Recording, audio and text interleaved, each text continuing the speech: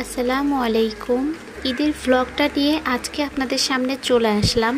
প্রথমেই ক্ষমা চেয়ে নিচ্ছি এত দেরি হওয়ার জন্য। এই যে এটা হচ্ছে তাসনুবার ঈদের দিনের আউটফিট, যেটা ওকে হচ্ছে ওর চাচা কিনে দিয়েছিল। তো এখন তাকে আমি রেডি করিয়ে দিব।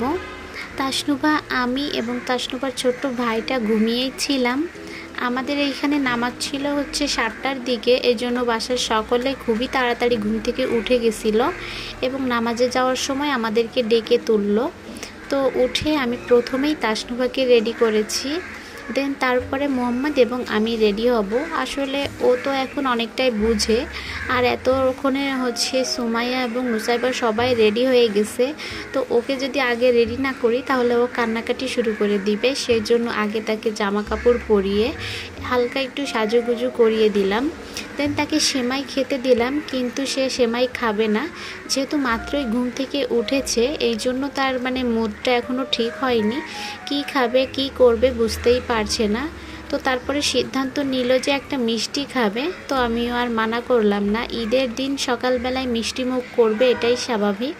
ভাতটা আমি পরে খাওয়াই দিব ওকে। আজকে ঈদের দিন, এই জন্য আজকের রুটিনটা এলোমেলো হয়ে যাবে, এটা খুব স্বাভাবিক একটা ব্যাপার, কিচ্ছু করার নেই।